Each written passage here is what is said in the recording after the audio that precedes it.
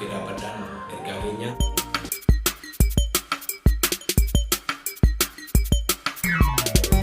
arah ke semua tak kabar lagi saya misalnya kan saya wajib apakah tiga bambu bola angkat masalah tangan nanti akan mencintakan abdi buddha karena kalau cuma amakan teman yoti ke semua kakek jojin wal baru setelah nanti yang mau sampai itu saya udah apakah pikirnya nah sulit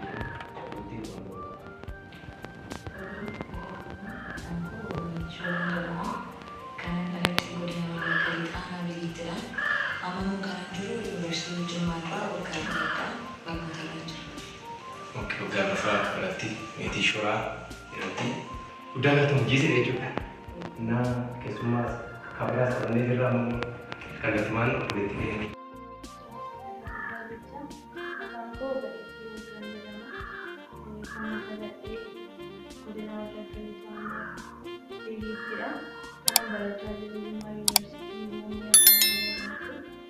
Jecha apa gaaffii kana wajjin gochuuf fedha waan qabaataniif baay'ee isin galateeffannaa. Gaaffii lakkoofsa tokkotirraan ka'a boleettii keenya meetii yookaan silver shoorarraan ka'a. Gaaffii lakkoofsa tokkorratti ani qabadhee jiru waa'ee dubaraa wajjin wal qabataa. Gaaffii tokkoffaan akkas jedha dubara aangessuu, jajjabeessuu, jaanjessuu waan jedhu kanarratti maal jettaa? Kunis immoo empowering woman affirmative action waan jedhamu kana wajjin wal qabatee dubarri tokko yoo aangofte moo yoo jajjabeessan moo yoo aangessan moo yoo jaanjessan irraa productivitaati. Kunis immoo gita ishiitti milkoofti jettee yaadda. Sirrii jedhamanii dubara aangeessuu, jajjabeessuu, jaanjessuu kan jedhu kana ani kanan keessaa filatu akka ta'utti dubara aangeessuu jedhudha. Sababni isaas dubara aangeessuu jechuun dubaraaf aangoo kennu akka isheen ofitti amanamummaadhaan hojii tokko hojjettu gochuu jechuudha. Dubara jajjabeessuu jechuun immoo akka ani yaadatti akka waan isheen dandeettii hin qabneetti yookiin akka waan isheen hin qabneetti gargaaruu jechuu natti fakkaata. Yeroo kana ilaalchi wayii keessisee jira jechuudha. Ani hin danda'u yookiin ani dadhabaadha. Persentii muraasa ofitti amanamummaa hin qabdu jechuudha. Dubara jaanjessuu jechuun immoo guutummaa guutuutti rakkisuu kallattii kamiiyyuu jajjabeessuus ta'e aangessuus ta'e kan faallaa kan ta'e akka isheen waa tokko gochuu hin dandeenyetti yaaduu rakkisuu yeroo jedhu karaa baay'een ta'uu danda'a. Walumaa galatti garuu dubara jaanjessuu kan jedhu kana rakkisuu jedhee. Okay, akkati na ibsuuf yaaltetti dubara aangessuun filadhaa jettee anillee akkanatti fakkaatutti yaadaatetti irratti waan tokko dabaluudhaa fi dubara aangessuu jajjabeessuu fi jaanjessuu kana adda qoonnee yoo ilaalle yoo amma kanas guutuu achirratti waan ekspertii ayyuullee ta'uu baadhee dubara aangessuu jechuun durbi tokko akka waa gochuu dandeessu dhibbatti amanuu fi dirree ishee irratti dorgomtu kennuufidha. Jajjabeessuu jechuun immoo bakka hojjechuu hin dandeessu kanaaf yoo ooluu jedhanii akkasumattiin jechuudha. Akkasumattiin nan piraayisii jechuudha. Otoo ittiin dadhabin ooluu kana jedhanii ittiin qixxeessu jechuudha. Innaa kanaaf akkuma ati jettetti aangessuu jechuun dirree kennuuf jechuudha. Akka ishiin mootu, akka ishiin mo'uu dandeessu itti mu'u. Malee jajjabeessuun kun paarsantii wayii akka ishiin dandeessu hin ibsa garuu akkuma ati ibsuuf yaalte sana paarsantii wayii jechuudha. Gadaantummaa wayii dhageessisan ture. Amma kanaaf haalli biyya keenya keessatti ta'amaa jiru kun aangessuudha moo jajjabeessuus itti fakkaata? Ani akka yaadatti haalli yeroo biyya keenya keessatti ta'aa jiru guutummaa guutuutti aangessuudhas jechuu hin dandeenyu. Sababni isaa iddoo garaagaraatti affirmaatiiv akshinii wanti jedhamu jiraata. Kanaaf iyyuu jajjabeessuu natti fakkaata. Amma jajjabeessaa yeroo isin garuu otoo isin aangessanii gituma dhiiratti milkaa'uu dandeessu hin dandeessu. Hojjechuu hin dandeessu. Isin caala waa'ee keessan beeku hin jiru waan ta'eef jechuudha. Ati ofii keetiin nan danda'a jennaan ati hin dandeessa. Ani si ta'ee hin dandeessu hin dandeessu jechuu hin dandeessu. Waaw kanaafiyyuu dubartii aangessuun baay'ee barbaachisaa jechuudha. Durbi beezawii aktiivota baay'ee dhiirota caalaa aktiivota hojii lama sadii afur isaa ol yeroo tokkotti hojjechuu danda'u. Isa kana immoo ana otoo hin taane qorannoon garaagaraas beekumsi garaagaraas lafa kaa'u. Dhiirri garuu isuma tokko irratti jabaata malee wanta tokko waan lamaa ol kaachaatti waan godhu ittiin fakkaatu. So durboota aangessinuu empowering women is rather than affirmative action. Akkasatti obboleettiin keenya Guddaa galatoomi Silver Shoraa yaada nuu kenniteef ulfaadhu siin jennaa. Gaaffii lakkoofsa lamarra jiru kana qabadhee jiru obboleettii keenya beettii waggaa fi akkasa dubara tokko jabduudha kan jedhamtu yoo ulaagaa akkamii guuttee jechuun amma durbi tokko geesseetti jabduudha bakka biyyaanis jabduudha ofiishiinis jabduudha maatiifis jabduudha kan jedhamtu ulaagaa akkamii yoo guutte akka keetti. Tole galatoomaa jecha dubarri tokko jabduudha kan jechuu dandeenyu.